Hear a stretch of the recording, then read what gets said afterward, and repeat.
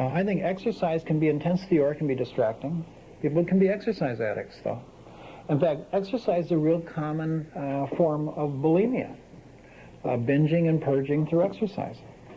What other kinds of distractions can we have? Reading? Mm-hmm. Okay. Compulsive talking? I have a neighbor who's talking somewhere right now. I had a 15-year conversation with this person. I never got a word in. Yeah. In fact, my dad was a compulsive talker, too. And remember, I'm supposed to be doing this, right? Okay, thanks. But my mother recently joined that program for the spouses of compulsive talkers. So you might be familiar with it. Oh, it's called Al-Anon, and on, and on, and on, and on. Anyway. I think there's self-destructive, repetitive things that we can do. Some of that happens, I mean, all addictions are in a sense self-destructive, but the hurting oneself, picking at oneself in different ways. I think that there's a whole category of addictions that are emotional addictions, feeling addictions. You ever heard the term rageaholicism? I know that my father was a rageaholic. And it's interesting because my father was a rageaholic before he was an alcoholic. He used to talk about all the raging that he did in early adolescence and as a child and all the fights that he got into. But it wasn't until mid-adolescence that he discovered alcohol. I think my father's alcohol use was an attempt to medicate his rage. I think the rage was about the violence that he lived with. It was a traumatic response. I'll talk about that a little bit later. Yeah, but the two primary emotional states as a reaction to trauma are the agitation responses that include rage and the anxiety responses that include fear and terror. And I think my father was laden with a lot of rage and a lot of fear and terror. And he medicated both with alcohol. And then he went to treatment about 6 times. And every time he went to treatment, his rage came up. And every time his rage came up, they said, well, you work your program, and your rage will take care of itself. You just deal with the alcohol. And, I think they missed something. And what they missed was that he had 2 addictive processes that had formed a helix with each other. You can imagine that, the rage sort of wends through his life, and then he picks up the alcohol and sort of medicates the rage for a while, and he eventually potentiates it.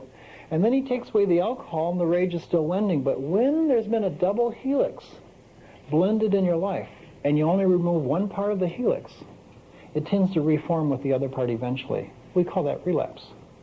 But it really is that he never treated the addiction that he needed to deal with. He needed to deal with both. And I don't believe that he could have dealt with the rage until he dealt with the alcoholism, but he did need to deal with the rage because it's a cathartic, intense, releasing experience. In fact, my dad could turn his sadness into anger, his fear into anger, his shame into anger, his guilt into anger. And then it would build and he would explode. And then he would feel guilty, and he would turn that into anger, and his sadness into anger, and his fear, and then it would build and he would explode. And then as he added alcohol, it was just another factor in the helix. I think for some people, the rage gets projected out at others. We call them rageaholics and offenders. And the offending is an addictive process. For some people, it's like they turn it more inward, and it begins to look like pain and sadness and depression, and they're always beating up on themselves, but they don't beat up on other people so much. I don't know if it's a lot of difference in the process. It's just the direction that it goes in. Pain and suffering can be addictive. There's 2 doors. That door is labeled pain and suffering. That door is labeled joy and happiness. I know if my mother were in this room, which door she'd line up at. And it's like I kept wondering, Mom, why do you always do the things that cause you pain when you know the direction of things that you can do that give you joy? And she looked at me. I don't know. And then I realized the answer was she never chose it. It was an addictive process, decreasing choice. See, in her childhood, she was raised in a family where her father really loved her and used to buy her presents. And I think, in fact, seduced her, emotionally or physically, whatever. But he used to beat up her mother and her siblings. And so I think she had a lot of guilt and a lot of pain and a lot of suffering, but also a lot of joy at what caused the suffering. It was sort of a blend. So she found my dad, who used to buy her presents and beat her up. Sort of like she found both, in the same person. And I think that in some ways she became addicted to that process, and that she couldn't really break out of it because she really never dealt with what she got set up for in her childhood. Can guilt be addictive? Well, any other Catholics in here? You know the difference between a Catholic baby and a Jewish baby? A Jewish baby is born with guilt. A Catholic baby has to go to school to learn it. And I'm still Catholic, and I love the church, but I also know it's terminal. The guilt kills you, but you die of the shame. So, I always consider my Catholicism sort of like prep school for codependency. But with guilt, it's like guilt is the veneer of our codependency. It's the denial of our uniqueness as people. And it's the need to respond and be and do what other people expect and want us to be and do. It's the source of continuing enmeshment in our life, and I'll talk about enmeshment more tomorrow morning. And so in that sense, maybe guilt can be an addictive process. Shame. Can shame be addictive? And in some ways, internalized shame, empowers all addiction. See, shame is in fact the denial of our right to depend on others. When we're hurt, abused, or neglected or used, the relationship with survival figures is cut off. And we no longer can depend on them, and that's what sets up the need to depend on something else, sets up the addictive process. I know in therapy I was once told I was addicted to defensiveness. And I said, I am not.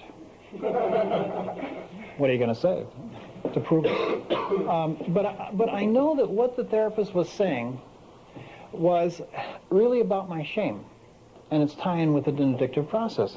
That whenever I was criticized or evaluated, I would think not that I made a mistake, but that I was a mistake. And so it set up this constant need for defending. And I think that's an addictive process in itself. The defenses. And fear. Fear is part of the intensity. Fear is part of that drama with adventure and crisis. There's an addiction that I haven't mentioned yet that's an intensity addiction. I want to talk about that briefly. It's crime. And I think we have a lot of crime addicts in our culture. And I've worked with the juvenile offender system and the adult corrections for almost 20 years, both now. And I found something out. Almost every repeat offender that I worked with, some were addicted to drugs. All were addicted to their crime. Of course, sometimes the crime was drugs, but sometimes the crime was sex. Sometimes the crime was raging and hurting and offending others. Sometimes the crime was dishonesty. But every offender that I worked with, the crime itself was an addictive process in their life. So I had this thought. What if we sentenced all repeat offenders to life? Not necessarily in prison, but life in a 12-step program for crime addiction. And I wonder if we might reduce the need for beds and cut down on recidivism. I mean, it works for alcoholics, works for gamblers, works for sex addicts. Why won't it work for criminals? And it's the same addictive process, that intensity. And I don't know if any of you have ever committed crime. I'm sure some of you have. But let's say we take a break here and we maybe go down, and I think there's a convenience store down here. We all steal something on the break. I guarantee that you'll feel differently. It'll be a mood-altering experience, and it'll be intense. And some of you will hate it. Some of us won't. But the fact is that the repetitive acting out eventually creates an addictive process.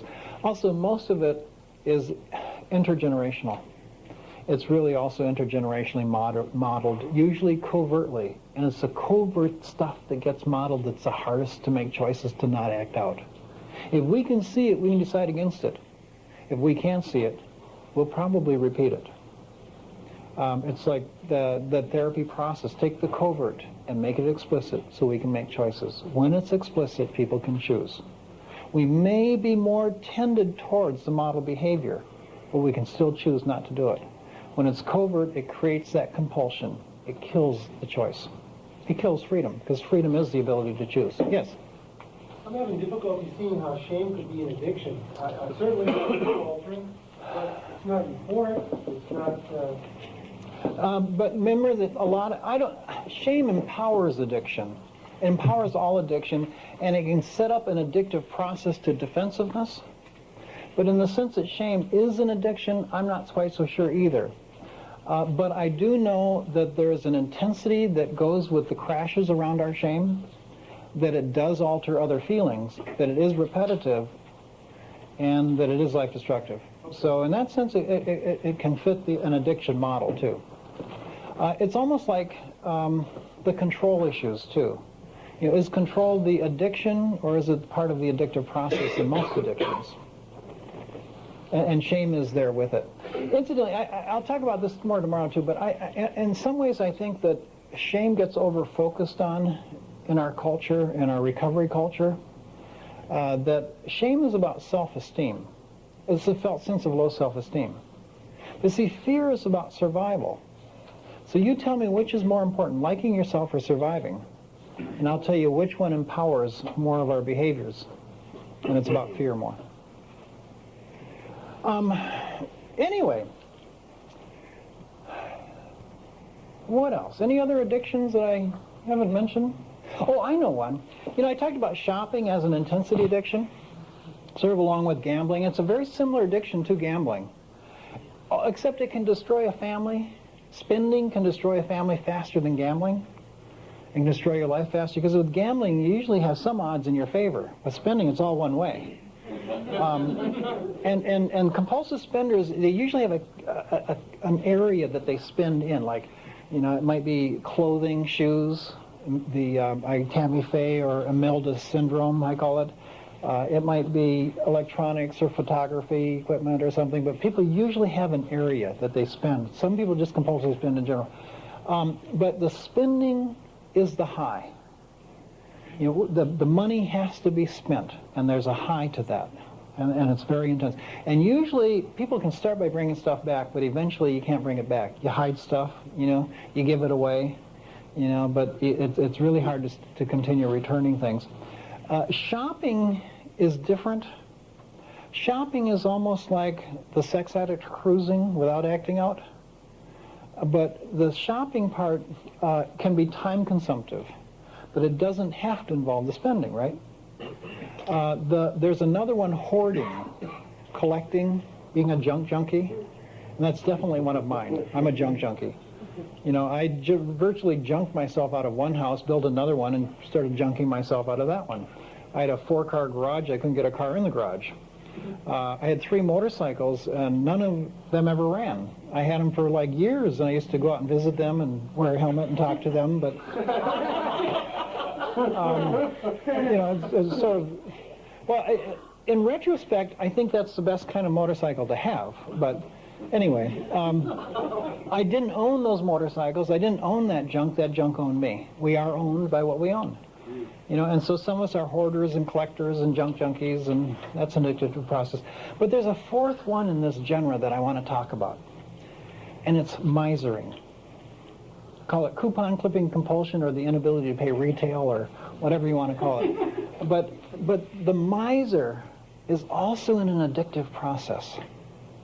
And if you think about it, the impact on the family of a miser can be even greater than the impact of an alcoholic. I don't know if any of you were raised by misers, but we're talking about shame. There's 2 aspects of shame that come to mind immediately. One is, in shame, my basic wants and needs are seen and felt as bad or wrong. And the other part of shame is that I am worthless. What does the miser tell everybody around the miser? Your wants and needs are bad or wrong, and you are worth less than what you want and need. Or you are worthless. And I think that comes from alcoholic families as well. When, the person's unavailable, we feel like we are worth less than their needs and the alcohol. But the miser says it very directly. And so I think that the misering is an issue in families that needs the recovery process, just as like the alcoholism or mental illness or whatever else might be there and denied. I guess heroism was one. I've worked some with the NFL, and in fact, Carl Eller, I've done some workshops with him. He talks about how when he left the National Football League, he crashed. And he thought it was a competition, but he'd get that competition in racquetball. You know, and he really got into drugs and a lot of other stuff. What it was the adulation. You know, he needed that to be the hero, and that was an addictive process for him. Anything else you can think of? Money, obviously, hoarding money and collecting and power. Yes. I just want to make a comment on what you said about the shopaholic, which I didn't realize before. I realized this time. That's me, along with a lot of other addictions. And I get off on it when I go shopping. It's I walk out of there all lit up. Is it the shopping more than the spending? So there's a difference between the shopping and the spending, I think. Well, I think it's more the shopping. Okay. Okay, so that's the high. And it is mostly clothes or garage sales, and that's the two things that kind of bounce. Garage sales? Garage sales are wonderful. $5. Free and cheap stuff. Religiosity. It's interesting, too, because that addiction is about spiritual bankruptcy. And I think it was Henry Nouwen said the first stage in establishing spirituality is to establish a relationship with ourselves. Marvel Harrison and I wrote a book called Finding Balance, where the first priority was about identity and emotional fluency. You know, and we got spirituality like number 4, and people said, no, spirituality is the first priority. And we said, yes, it is. And the first stage in establishing spirituality is to establish a relationship with oneself. And what happens is when people miss that, and when they have no reality about themselves and no sense of identity, but they turn towards religion, it's like they're filling all the religion into an empty and bottomless vessel. There's no base, there's no sort of substance of self for it to land on, and so it flows through, and that's the addiction process. The other thing about addiction is that there's a lot of emotionalism that goes with religion. You know, so it does create that high and that intensity, and it does give you a network of support. And it's a hard one to counter. Probably religious addicts are the hardest ones to intervene with. Yes? You were talking about the double helix earlier, about you have to deal with one and then the other. Well, about everything that you said tonight, I am about addicted to all of them except for maybe one. So I'm supposed to be in therapy for the rest of my life. You guys are kind of confused. If I don't deal with something, then something else is going to come up later. And how do you deal with something like that? I think it's hopeless. No, actually.